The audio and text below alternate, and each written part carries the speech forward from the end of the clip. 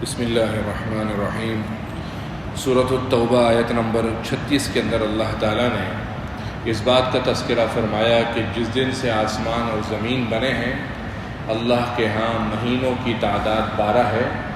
اور ان 12 مہینوں کے اندر 4 مہینے بہت ہی احترام والے ہیں، اور ابتدائی اسلام کے اندر ان 4 مہینوں کے اندر ہر قسم کا قتل و قتال بھی منع ہوا کرتا تھا۔ اس 4 مہینوں کی حرمت کا تذکرہ اللہ تعالیٰ نے ان آیات کے اندر فرمایا۔ اس کے بعد اللہ تعالیٰ نے حضرت ابو بکر صدیق رضی اللہ عنہ کے اس واقعے کا ذکر فرمایا جب وہ حضور صلی اللہ علیہ وسلم کے ساتھ غار کے اندر تھے، اور پاؤں کی طرف اگر نظر پڑتی کفار کی جو پیچھے سے آپ صلی اللہ علیہ وسلم اور حضرت ابو بکر کا پیچھا کرتے آ رہے تھے تو قریب تھا کہ پکڑے جاتے۔ اس بات کا تذکرہ حضرت ابو بکر رضی اللہ عنہ نے جب حضور سے کیا تو حضور نے فرمایا لا تحزن ان اللہ معنا، ابو بکر غم نہ کرو، اللہ ہمارے ساتھ ہے۔ اور یہاں سے پھر ہجرت کر کے آپ صلی اللہ علیہ وسلم آگے تشریف لے گئے۔ اس کے بعد اگلی آیت کے اندر آیت نمبر 60 کے اندر اللہ تعالیٰ نے اس بات کا تذکرہ فرمایا کہ جو زکوٰۃ ہے اور صدقات واجبہ ہیں یہ ہر کسی کو نہیں دے سکتے، بلکہ ان کے خصوصی مصارف ہیں، انہی فقراء اور مساکین اور اس کے علاوہ جو مصارف بتائے انہی کے اندر اپنی زکوٰۃ اور صدقات کو دیا جا سکتا ہے۔ اس کے بعد آیت نمبر 68 کے اندر اللہ تعالیٰ نے منافقوں کا ذکر فرمایا کہ منافقین کی نشانی یہ ہے کہ وہ ایک دوسرے کو گناہ کی بات کا حکم کرتے ہیں اور نیکیوں سے روکتے ہیں، تو وہ اللہ کو بھول گئے، اللہ ان کو بھول گیا۔ اس کے مقابلے میں ایمان والے، جن کا تذکرہ آیت نمبر 71 کے اندر ہے کہ ایمان والے وہ ہیں کہ جو لوگ ایک دوسرے کو نیکی کا حکم کرتے ہیں، دوسروں کو برائیوں سے روکتے ہیں، نمازوں کو قائم کرتے ہیں، زکوٰۃ کو دیتے ہیں، اللہ اور اس کے رسول کی اطاعت کرتے ہیں، اولئک سیرحمہم اللہ، یہ وہ لوگ ہیں کہ جن پر اللہ رحم کرے گا، اپنی خصوصی رحمت اللہ ان لوگوں پر نازل کرے گا۔ آیت نمبر 75 میں اس بات کا تذکرہ ہے کہ کچھ لوگوں نے اللہ سے یہ عہد کیا تھا کہ اللہ آپ نے اگر ہمیں اپنے مال میں سے، رزق میں سے بے تحاشا دیا تو ہم اس مال کو خوب صدقہ کریں گے اور نیکوکار بن جائیں گے۔ اللہ فرماتے ہیں جب ہم نے وہ مال ان کو دے دیا تو اچانک وہ دین سے روگردانی کرنے لگے اور اس مال کے اندر پھر وہ بخل کرنے لگے۔ اس کے بعد آیت نمبر 80 سے ان منافقین کا تذکرہ ہے کہ منافقین کے بارے میں اللہ کے ارشاد ہوا کہ نبی استغفر لهم او لا تستغفر لهم ان تستغفر لهم 70 مرہ فلن یغفر اللہ لهم، کہ نبی آپ ان کے لیے معافی طلب کریں یا نہ کریں، اگر آپ ان کے لیے 70 دفعہ بھی معافی مانگیں گے تو ان منافقین کو اللہ ہرگز معاف نہیں کرے گا۔ اس بات کا تذکرہ ہوا۔ ساتھ ہی ان لوگوں کا تذکرہ آیت نمبر 81 کے اندر ہوا کہ جب غزوہ تبوک کے اندر لوگ جا رہے تھے تو منافقین مسلمان اور سادہ لوگ مسلمانوں کو تنگ کرنے لگے اور کہنے لگے گرمی بہت ہے، تمہارا وہاں پر جانے سے تم لوگ بہت گرمی میں مبتلا ہو جاؤ گے، تو اس سے بہتر ہے کہ ہم بھی حضور کے ساتھ نہیں جا رہے، تم بھی نہ جاؤ۔ ان کے بارے میں اللہ نے فرمایا کہ نبی ان سے کہہ دیجئے کہ جس گرمی کا تم تذکرہ کر رہے ہو وہ دنیا کی گرمی ہے، نار جہنم اشد حرا، جہنم کی گرمی اس سے بھی زیادہ گرم ہے، جہنم کی آگ اس سے بھی زیادہ گرم ہے۔ لو کانوا یفقہون، کاش کہ یہ لوگ اس بات کو سمجھیں۔ فلیضحکوا قلیلا، ان کو چاہیے کہ کم ہنسا کریں، ولیبکوا کثیرا، زیادہ رویا کریں۔ اس کے بعد اللہ تعالیٰ نے آیت نمبر 84 میں منافقین کے بارے میں حکم نازل کیا۔ حضرت عبداللہ ابن ابی جو حضور صلی اللہ علیہ وسلم کے حضرت عبداللہ جو کہ حضور صلی اللہ علیہ وسلم کے مایانہ صحابی تھے، اور ان کے والد رئیس المنافقین اس کا نام عبداللہ ابن ابی تھا۔ جب اس کا انتقال ہو گیا تو آپ صلی اللہ علیہ وسلم پر یہ بات تو پتہ تھی کہ یہ منافق ہے، لیکن تاکہ عام لوگوں کے اندر انتشار نہ ہو، کیونکہ عام لوگوں کے اندر تو یہ بات مشہور تھی کہ وہ مسلمان ہے، حضور نے اپنی چادر مبارک اس کو دے دی اور اس پر نماز پڑھنے کے لیے، جنازہ پڑھنے کے لیے تیار ہو گئے۔ حضرت عمر رضی اللہ عنہ نے حضور کو روکا کہ حضور یہ منافق ہے، اس پر آپ جنازہ نہ پڑھیے۔ آپ صلی اللہ علیہ وسلم اس بات پر حضرت عمر کی طرف توجہ نہیں دی، اس پر یہ آیتیں نازل ہوئیں کہ وَلَا تُصَلِّ عَلَىٰ أَحَدٍ مِّنْهُمْ مَاتَ أَبَدًا، کہ ان منافقوں میں سے کوئی مر جائے تو اے نبی آپ ان کا جنازہ ہرگز نہ پڑھیے۔ ولا تقم علی قبری، ان کی قبر پر ہرگز نہ کھڑے ہوئیے، انہم کفروا باللہ ورسولہ وماتوا وہم فاسقون، کیونکہ انہوں نے پس پردہ اللہ اور اس کے رسول کا انکار کیا تھا اور اسی پر ان کی موت آ گئی تھی۔ غزوے کے اندر بعض لوگ تو وہ تھے جو سادہ لوگ مسلمانوں کو روکا کرتے تھے کہ بھئی جہاد کے اندر نہ جاؤ، کچھ لوگ ایسے تھے جو خود بھی نہیں جاتے تھے اور دوسروں کو بھی روکتے تھے۔ ایسے لوگوں کے بارے میں آیت نمبر 90 کے اندر تذکرہ ہوا۔ ساتھ ہی آیت نمبر 91 کے اندر اللہ تعالیٰ نے ان مریضوں کو، ان کمزوروں کو گنجائش دی کہ جو لوگ کمزور ہیں، بیمار ہیں، اگر وہ جہاد کے اندر حضور کے ساتھ شرکت نہ کر سکیں تو چونکہ ان کا عذر شرعی ہے اس لیے ان کے لیے گنجائش نازل کی۔ اور ساتھ ہی فرمایا کہ بعض صحابہ تو ایسے ہیں کہ جن کے دل بڑے مچل رہے ہوتے ہیں کہ وہ حضور کے ساتھ جہاد میں جائیں لیکن ان کے پاس سواری میسر نہیں ہوتی۔ قرآن نے اس کا منظر کچھ اس طریقے سے کھینچا کہ اللہ کے نبی ان لوگوں پر کوئی گناہ نہیں ہے، اذا ما اتوک لتحملہم، وہ آپ کے پاس آئے تھے کہ آپ ان کو اچھی سی سواری دے دیتے تو وہ بھی جہاد میں آپ کے ساتھ چلتے، تو آپ نے کہہ دیا لا اجد ما احملکم علیہ، کہ میرے پاس تم کو سواری پر دینے کے لیے کچھ نہیں ہے۔ تولوا واعینہم تفیض من الدمع، یہ آپ کی مجلس سے اس حال میں اٹھے کہ ان کی آنکھیں آنسو بہا رہی تھی اس غم کی وجہ سے کہ اگر ان کے پاس سواری ہوتی تو وہ بھی اللہ کے حضور کے صلی اللہ علیہ وسلم کے ساتھ جہاد میں شریک ہو جاتے۔ جب یہ لوگ غزوہ تبوک کے اندر، کچھ لوگ جہاد کے اندر چلے گئے تو ایک بہت بڑی جماعت منافقین کی ایسی تھی جو نہیں گئی، اور اس کے اندر کچھ مسلمان بھی اپنی کچھ معذوری یا اپنا کوئی عذر یا اپنی کوئی سستی اور کاہلی کی وجہ سے جانے سے رہ گئے۔ ان کی تعداد 10 ہے، 10 کے قریب وہ صحابہ ایسے لوگ تھے کہ جو مسلمان تھے لیکن اس کے باوجود وہ لوگ نہ جا سکے۔ ان 7 کے اندر، ان 10 میں سے 7 تو ایسے تھے کہ آپ صلی اللہ علیہ وسلم جب تشریف لے آئے، جب حضور صلی اللہ علیہ وسلم کی عادت تھی کہ جب سفر سے آتے تو پہلے مسجد جایا کرتے تھے، جب حضور مسجد میں تشریف لے گئے تو یہ 7 کے قریب لوگ آ گئے اور کہنے لگے کہ ہمارا عذر تھا، اور ظاہری عذر پیش کیا تو آپ صلی اللہ علیہ وسلم نے ان کو رخصت اور گنجائش دے دی۔ 3 کے قریب صحابہ ایسے تھے جن 3 صحابہ کے نام روایات حدیث کے اندر ہیں، حضرت کعب ابن مالک، حضرت ہلال ابن امیہ اور حضرت ربیعہ۔ یہ 3 حضرت ہلال، حضرت کعب ابن مالک، حضرت ہلال اور حضرت ربیعہ، یہ 3 کے صحابہ تھے کہ یہ 3 صحابہ ان کے پاس اور لوگ گئے اور کہنے لگے کہ دیکھو اور منافقین نے بھی جھوٹا موٹا عذر پیش کر دیا ہے، تم بھی حضور کے سامنے جا کر اپنا جھوٹا عذر پیش کر دو، جب تم جھوٹا عذر پیش کرو گے تو حضور تمہیں بھی اس کے اندر کوئی نہ کوئی رخصت نکال دیں گے۔ لیکن انہوں نے ان 7 صحابہ کرام کو دیکھا ہوا تھا کہ وہ 7 صحابہ کرام کہ جب حضور صلی اللہ علیہ وسلم سفر سے آئے تو انہوں نے اپنے آپ کو مسجد نبوی کے ستونوں کے ساتھ باندھ دیا تھا اور کہا تھا کہ جب تک حضور ہمیں معاف نہیں کریں گے ہم اس مسجد نبوی سے تشریف لے کر نہیں جائیں گے۔ آپ صلی اللہ علیہ وسلم نے ان کو معاف کر دیا، اللہ کی طرف سے اجازت تھی، لیکن یہ 3 صحابہ رہ گئے۔ جب سارے لوگ آپ صلی اللہ علیہ وسلم کے پاس سے مجلس سے اٹھ کر جانے لگے اور یہ 3 صحابی حضور کے پاس جانے لگے تو منافقین نے ان کو بہت سمجھایا کہ دیکھو ہم بھی بری ہو گئے، ہم نے بھی جھوٹا موٹا عذر پیش کر دیا ہے، تم بھی کوئی چھوٹا موٹا عذر جھوٹ کا بنا کر پیش کر دو اور اس میدان سے، اس معاملے سے نکل جاؤ۔ لیکن حضرت کعب کہتے ہیں کہ میں ہرگز اللہ کو گواہ بنا چکا تھا تو میں اس پر اب مزید جھوٹ نہیں بولوں گا۔ حضرت کعب حضور کے پاس تشریف لے گئے، حضور نے کہا کعب کیا ہوا، تم ہمارے ساتھ کیوں نہیں چلے تھے، کیا تمہاری سواری کا کوئی مسئلہ تھا، کیا تمہارا کوئی شرعی عذر تھا؟ حضرت کعب نے کہا اللہ کی قسم اے اللہ کے نبی میرا کوئی عذر نہیں تھا، بس مجھے یہ تھا کہ میں پیچھے پیچھے میری سواری تیز ہے، میں پیچھے سے آ کر آپ لوگوں کے ساتھ شریک ہو جاؤں گا، لیکن سستی کی وجہ سے میں پیچھے سے آ کر شریک نہیں ہو سکا۔ حضور نے فرمایا کعب کھڑے ہو جاؤ، میں تم کو کسی بارے میں بھی معافی نہیں دیتا جب تک اللہ تعالیٰ اس بارے میں تم تینوں کے لیے حکم نازل نہ کرے۔ یہ 3 صحابہ اٹھ کے اس مجلس سے چلے گئے اور ان 3 صحابہ کے بارے میں دیگر صحابہ سے یہ کہہ دیا گیا تھا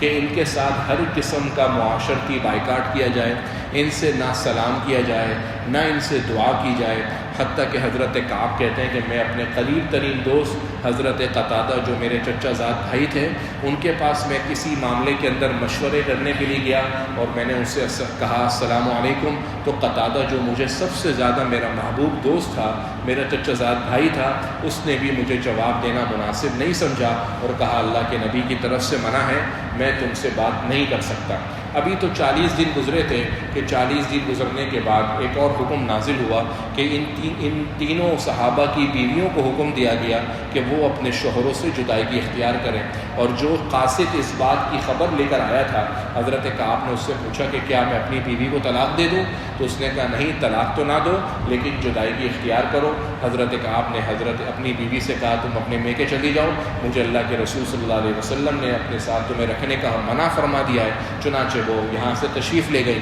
لیکن دو باقی صحابہ عمر کے اندر کافی بڑے تھے، وہ صحابی حضور کے پاس، ان کی اہلیہ حضور کے پاس گئیں اور کہنے لگیں کہ اس کو ہمارے اندر کوئی حاجت بھی نہیں ہے اور اس کا ہمارے علاوہ کوئی ہے بھی نہیں، اڈھیر عمر کا ضعیف آدمی ہے، اگر آپ اجازت دیں تو وہ ہمارے ساتھ کسی بھی قسم کا کوئی تعلق نہیں رکھے گا، لیکن کم سے کم ہم ان کے ساتھ گھر کے اندر رہ جاتے ہیں۔ تو آپ صلی اللہ علیہ وسلم نے ان دو صحابہ کی بیویوں کو اجازت دی اور حضرت کعب بن مالک کی بیوی الگ ہو کر رہنے لگی۔ ٹھیک 50 دن کے بعد اللہ کی طرف سے ان کے لیے معافی کا حکم آیا۔ حضرت کعب فرماتے ہیں کہ میں فجر کی نماز پڑھ رہا تھا اور اس حال کے اندر، اس سے پہلے بھی میں نمازیں پڑھا کرتا تھا، مسجد نبوی کے اندر نماز پڑھنے کے لیے جاتا تھا تو سارے صحابہ مجھے کنکھیوں سے دیکھتے تھے، نہ مجھے کوئی سلام کرتا تھا نہ مجھ سے کوئی بات کرتا تھا، اور جب میں نماز پڑھنے لگتا تو حضور ٹکٹکی باندھ کر میرے کو دیکھا کرتے تھے، اور جب میں سلام پھیر کر حضور کو دیکھتا تو حضور اپنا چہرہ مبارک مجھ سے پھیر لیتے،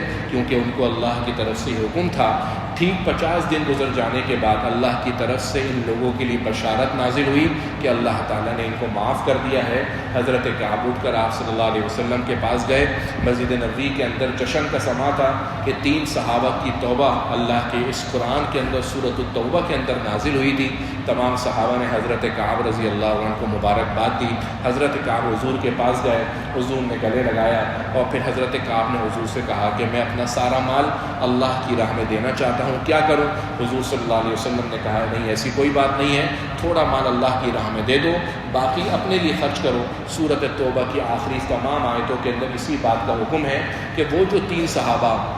پیچھے رہ گئے تھے انہوں نے کسی قسم کا جھوٹ نہیں بولا، سچ بولا۔ اللہ کا حکم توبہ کی صورت میں قرآن کے اندر اترا اور تا قیامت ان کی توبہ قرآن مجید کے اندر تلاوت کی جاتی رہے گی، پڑھی جاتی رہے گی۔ لقد تاب اللہ علی النبی کے اندر اس کا تذکرہ ہے۔ اس کے بعد آیت نمبر 111 کے اندر اللہ تعالیٰ نے اس بات کا تذکرہ کیا کہ اللہ تعالیٰ نے ایمان والوں سے ان کی جان اور مال خرید لی ہے۔ گویا اللہ تعالیٰ خریدار ہیں، مسلمان بیچنے والے ہیں، مسلمانوں نے اپنی جانوں کا اور اپنے مالوں کا سودا کر لیا ہے، اور جو عوض اور جو قیمت اللہ نے مقرر کی ہے مسلمان کی جان اور مال کا عوض، وہ ہے بِأَنَّ لَهُمُ الْجَنَّةَ، کہ اللہ نے ان کے لیے جنت تیار کر دی ہے۔ آگے اللہ فرماتے ہیں فَاسْتَبْشِرُوا بِبَيْعِكُمُ الَّذِي بَايَعْتُمْ بِهِ، ایمان والو جو تم نے سودا اللہ سے کیا ہے، اس سودا کرنے پر تمہیں انتہائی خوشخبری ہو۔ اس کے بعد آیت نمبر 113 کے اندر اس بات کا تذکرہ ہے کہ ایمان والے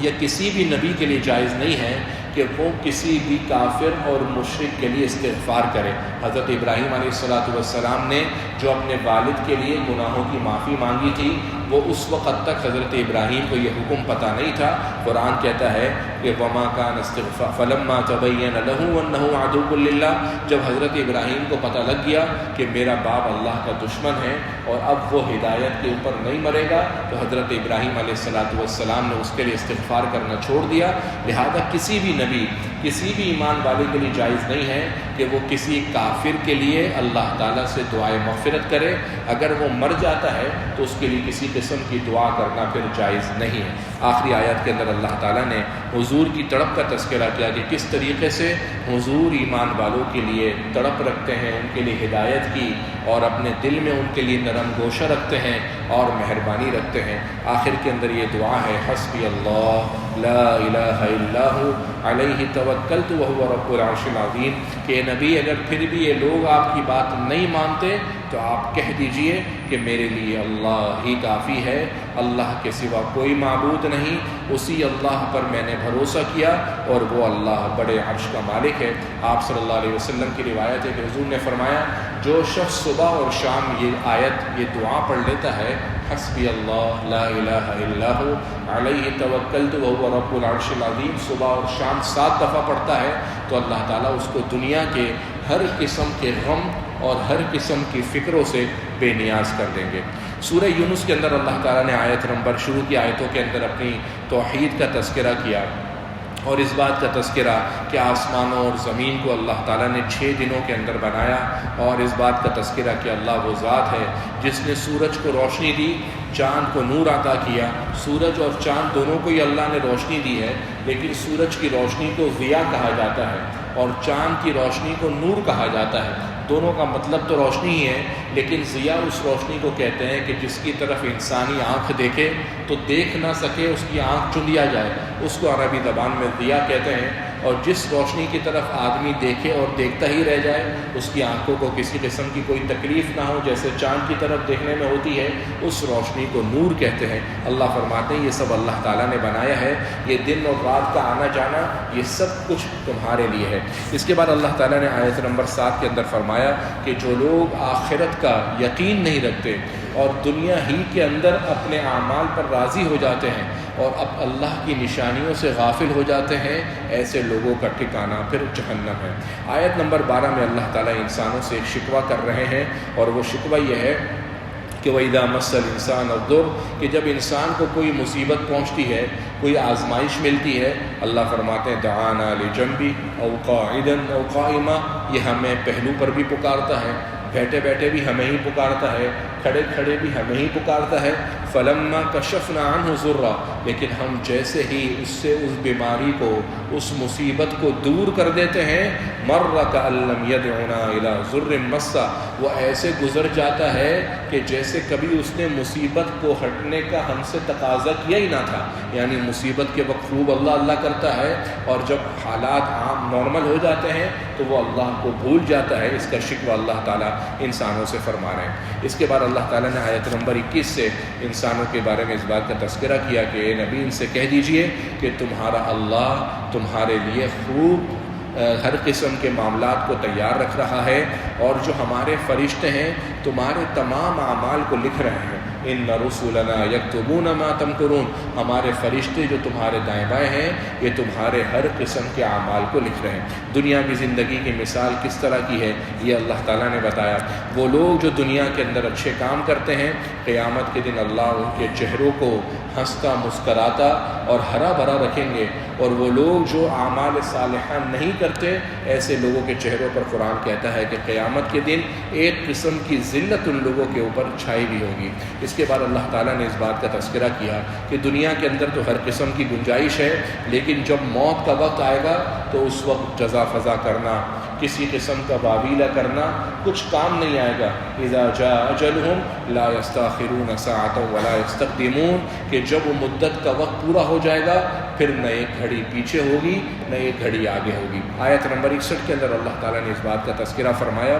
کہ اے نبی آپ کسی بھی کام کے اندر ہوتے ہیں، آپ قرآن کی تلاوت کر رہے ہوتے ہیں، آپ نماز میں ہوتے ہیں، اللہ آپ کو دیکھ رہے ہوتے ہیں، کیونکہ آپ کے رب سے زمین اور آسمان کے اندر کوئی بھی چیز چھپ نہیں سکتی، ذرے سے چھوٹی یا ذرے سے بڑی آپ کے رب سے کوئی مخفی نہیں ہے، سارے اعمال اللہ تعالیٰ آپ کو دیکھ رہے ہیں۔ آیت نمبر 62 میں اس بات کا تذکرہ ہے کہ الا ان اولیاء اللہ، اللہ کے دوست وہ ہوتے ہیں لا خوف علیہم ولا هم یحزنون، کہ چاہے آخرت ہو یا دنیا ان کو کوئی خوف اور فکریں ستاتی نہیں ہے، ان کو نہ مستقبل کے اندیشے ہوتے ہیں، نہ مستقبل کا خوف ان کو ڈپریشن میں مبتلا کرتا ہے، نہ ماضی کی فکر اور غموں کے اندر وہ رہتے ہیں۔ یہ اللہ کے ولی کون ہیں؟ الذین آمنوا وکانوا یتقون، یہ وہ لوگ ہیں جو ایمان لاتے ہیں اور گناہوں سے بچتے ہیں۔ اس کے بعد فرعون کا تذکرہ ہوا کہ فرعون یہ پورا کا پورا اس نے کس طریقے سے بنی اسرائیل کے اندر کتنا بڑا ظلم کیا ہوا تھا، لیکن جب حضرت موسیٰ علیہ السلام کے پیچھے پیچھے یہ فرعون سمندر کے اندر اپنے لاؤ لشکر کے ساتھ گیا اور ایک بڑی موج آئی جس نے اس کے پورے لشکر پر پانی پھیر دیا اور یہ بھی ڈوبنے لگا، تو ڈوبتے ڈوبتے کہنے لگا آمنت انہ لا الہ الا الذی آمنت بہ بنو اسرائیل وانا من المسلمین۔ تو جبرائیل علیہ السلام جب ملک الموت اس کی روح قبض کرنے کے لیے کیا تو یہ کہنے لگا کہ میں تو مسلمان ہوں اور میں تو بنو اسرائیل اور حضرت موسیٰ کے رب پر ایمان لاتا ہوں۔ تو حضرت جبرائیل اور ملک الموت نے اس کو جواباً کہا اعلان وقد عصیت قبل، کہ اب تو ایمان لانا چاہتا ہے، وقد كنت من المفسدین، اور تو پہلے فساد پھیلانے والوں میں سے تھا۔ یہی وجہ ہے کہ حدیث شریف میں ہے، ترمذی کی حدیث ہے کہ آپ صلی اللہ علیہ وسلم نے فرمایا ان اللہ یقبل توبۃ العبد ما لم یغرغر، کہ جب تک موت کی غرغرے کی کیفیت نہیں ہوتی، یعنی موت کا وہ منظر کہ جب انسان کی آنکھیں اوپر کی آنکھوں کی پتلیاں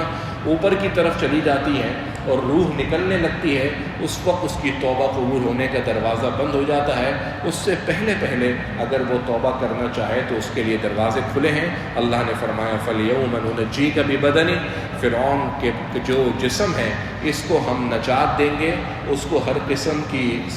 خراب ہونے سے محفوظ رکھیں گے، لِتَكُونَ لِمَنْ خَلْفَكَ آیا، تاکہ بعد والوں کے لیے نشانی بن جائے۔ آج بھی فرعون کی ممی اور لاش مصر کے اندر میوزیم کے اندر محفوظ ہے، اور اس طریقے سے محفوظ ہے کہ اس کو باقاعدہ مسالے لگا کر محفوظ کیا جاتا ہے، لیکن حقیقت یہ ہے کہ اللہ کا ارشاد قرآن میں ہے تاکہ بعد میں آنے والوں کے لیے وہ لوگ جو اللہ کے دشمن ہیں، وہ لوگ جو گناہوں کے دلدل میں پھنسے ہوئے ہیں، ان کے لیے یہ فرعون کی لاش بطور عبرت ہو کہ یہ تم سے بڑا بھی گنہگار تھا، لیکن جب موت آئی تو الموت پھر بھی اس کو کسی چیز سے بچا نہیں سکی۔ اللہ نے فرمایا وَإِنَّ كَثِيرًا مِّنَ النَّاسِ عَنْ آيَاتِنَا لَغَافِلُونَ۔ آخر سورت کے اندر اس بات کا تذکرہ ہے کہ اے نبی، اللہ فرماتے ہیں وَإِن يَمْسَسْكَ اللَّهُ بِضُرٍّ فَلَا كَاشِفَ لَهُ إِلَّا هُوَ، اگر اللہ تمہیں نقصان پہنچانا چاہے تو دنیا کی ساری طاقتیں مل کر اس نقصان کو دور کرنا چاہیں نہیں کر سکتی۔ وَإِن يُرِدْكَ بِخَيْرٍ، اور اے نبی اگر اللہ آپ کے ساتھ خیر اور بھلائی کا معاملہ کرنا چاہے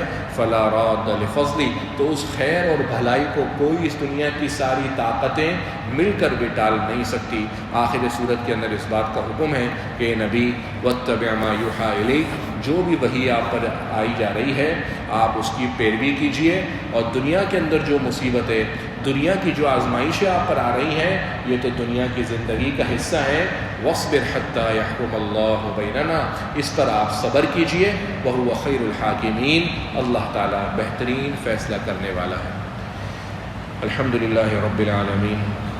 لا الہ الا اللہ الحلیم الکریم، لا الہ الا اللہ رب العرش العظیم، والحمد للہ رب العالمین۔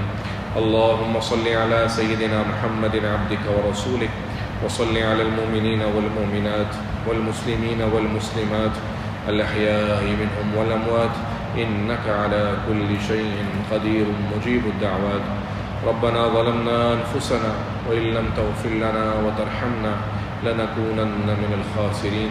لا الہ الا انت سبحانک انی کنت من الظالمین، لا الہ الا انت سبحانک انی کنت من الظالمین، لا الہ الا انت سبحانک انی کنت من الظالمین۔ اے اللہ، ہم آپ سے ان تمام خیر اور بھلائیوں کا سوال کرتے ہیں جس کا سوال آپ سے آپ کے نبی صلی اللہ علیہ وسلم نے کیا۔ اے اللہ، ان خیر اور بھلائیوں کو ہمارے مقدر فرما، اور اے اللہ ان تمام شرور اور فتن سے تیری پناہ میں آتے ہیں جس سے آپ کے نبی صلی اللہ علیہ وسلم نے آپ سے پناہ مانگی۔ اے اللہ ان شرور اور فتن سے ہم کو پناہ نصیب فرما۔ اے اللہ ہر قسم کے سانحات سے، حادثات سے ہم سب کی حفاظت فرما، نت نئی بیماریوں سے، آزمائشوں سے، مصیبتوں سے ہم سب کو محفوظ فرما۔ اے اللہ ہمارے بڑے چھوٹے، ہمارے والدین، ہمارے بہن بھائی، ہمارے اعزاء اقربا، ہمارے ددیالی ننیالی رشتہ دار، اے اللہ سب کی تمام جائز حاجات پوری فرما۔ اے اللہ ہمارے ساتھ خوب اپنے فضل کا، رحم کا معاملہ فرما، ہماری عبادتوں کو اپنی بارگاہ میں قبول فرما۔ قرآن کے پیغام کو پڑھانا، سننا اور سمجھنا اے اللہ اپنی بارگاہ میں قبول و منظور فرما۔ وصلی اللہ وسلم علی خیر خلقہ محمد و آلہ و صحبہ اجمعین برحمتک یا ارحم الراحمین۔